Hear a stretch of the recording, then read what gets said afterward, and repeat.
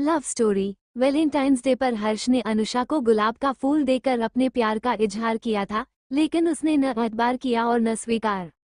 लेकिन जब हर्ष उसकी फ्रेंड ऋतु से शादी करने लगा, एमबीबीएस की पढ़ाई का पहला साल, प्रवेश प्रक्रिया पूरी होते ही हॉस्टल में रहने आए सभी छात्र अपनी नई जीवनशैली के अनुकूल ढलने की कोशिश कर रहे थे।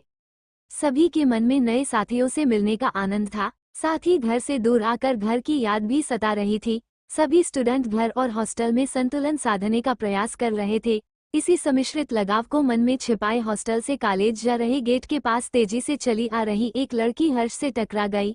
उस लड़की ने झिझकते हुए कहा, सॉरी, मैं जरा जल्दी में थी, मेरा एडमिशन आज ही हुआ है, क्या आप बता देंगे कि एमबीबीएस फर्स्ट ईयर का लेक्चर हॉल कहाँ है?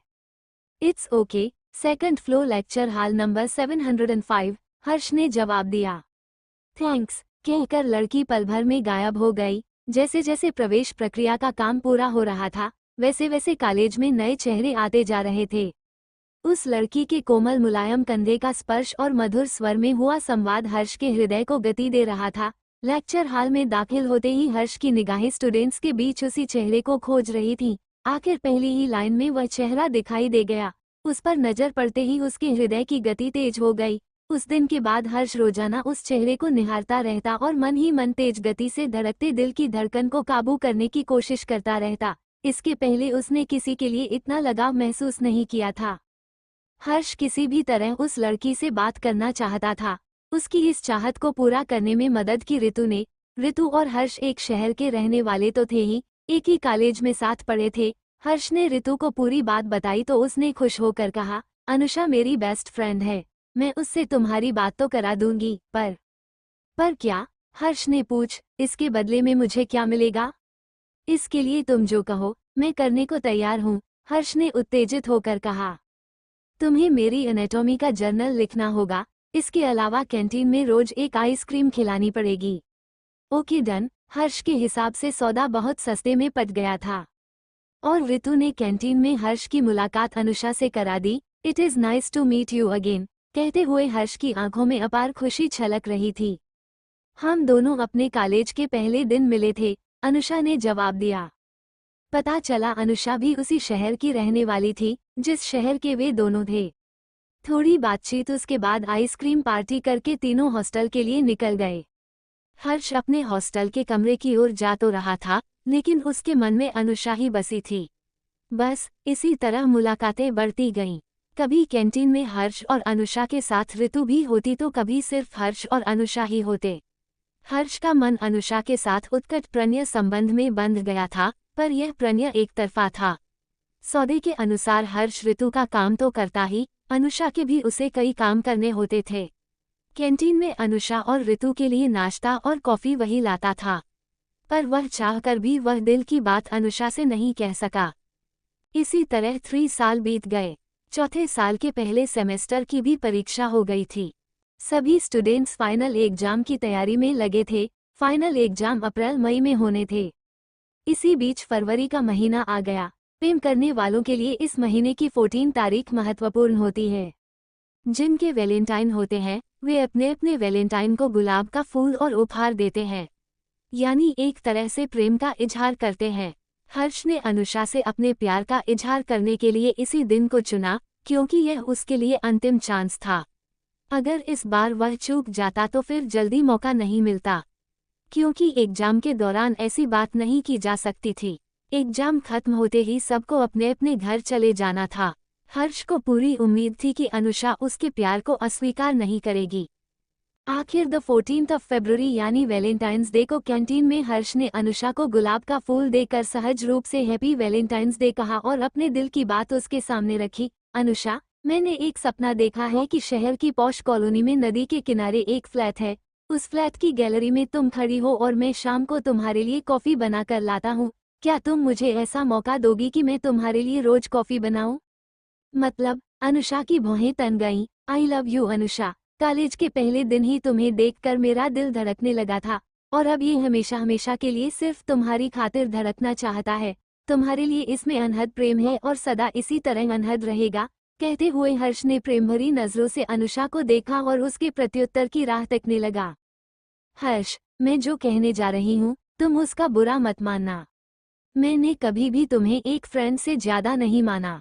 जीवन साथी को लेकर मेरे मन में बड़ी अपेक्षाएं हैं, जिसमें तुम्हारा साधारण और सामान्य रूप फिट नहीं बैठता। मुझे अपनी सुंदरता पर अभिमान तो नहीं है, पर चाहती हूँ कि मेरा जोड़ीदार ऐसा हो जिसके साथ मैं खड़ी हूँ तो लोग कहें कितनी सुंदर जोड़ी है। अनुषा ने अपनी बात स्पष्ट कर दी। अनुषा के इन शब्दों ने हर्ष के दिल की गति मंद कर दी थी। अनुषा संभवतः उसके प्रणय की परिभाषा नहीं समझ सकी थी। हर्ष को आघात तो लगा, पर वह दुखी होने का समय नहीं था जिसके लिए वह अपना घर परिवार छोड़कर वहां आया था। वह काम जरूरी था। उसी दिन से हर्ष अपनी पढ़ाई में लग गया और उसने पूरे मन से परीक्षा दी। परीक्षा देकर अनुषा अपने मामा के यहाँ चली गई, क्योंकि उनका अपना नर्सिंग होम था। ऋतु और हर्ष अपने शहर लौट गए, क्योंकि उनके घर वालों की उन्हीं के शहर में जमीजमाई प्रैक्टिस थी। सभी अपने अपने काम में व्यस्त हो गए। एक दिन अचानक ऋतु ने अनुषा को फोन किया। हेलो अनुषा, कैसी हो? हाय वेन्वी, बहुत मजे में तो नहीं हूँ, फिर भी चल रहा है।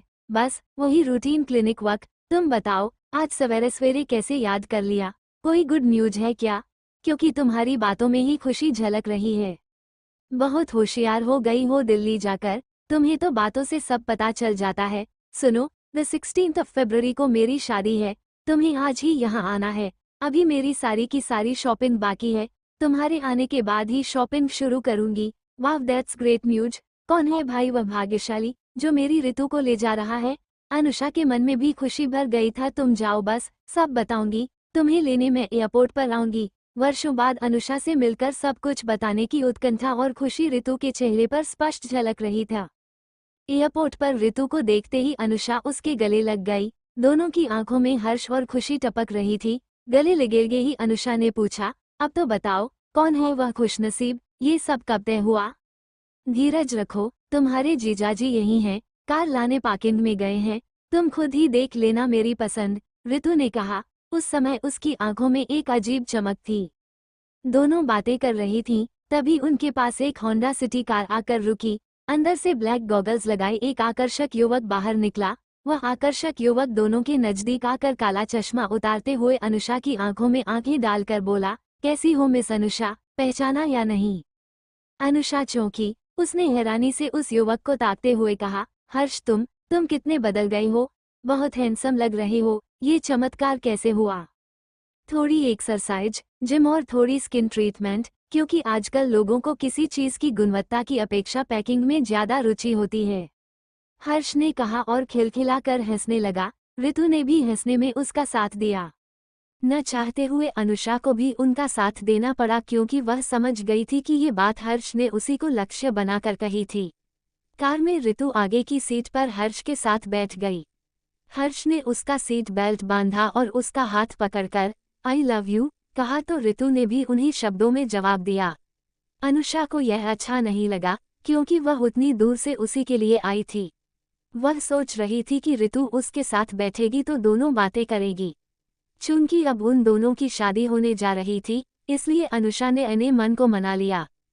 कार एयरपोर्ट से निकलकर ऋतु के घर की ओर चल पड़ी। रास्ते में ऋतु ने अनुषा की ओर देखते हुए कहा, शादी तक तुझे मेरे घर पर ही रहना है। मैंने इनकलांती से बात कर ली है।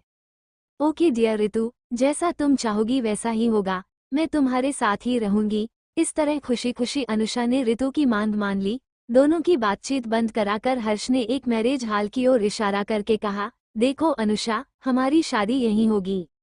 अनुषा ने उत्कंठा से खिड़की के बाहर देखा, उसके बाद बोली, वाव, कितनी सुंदर जगह है, एकदम स्वर्ग जैसी।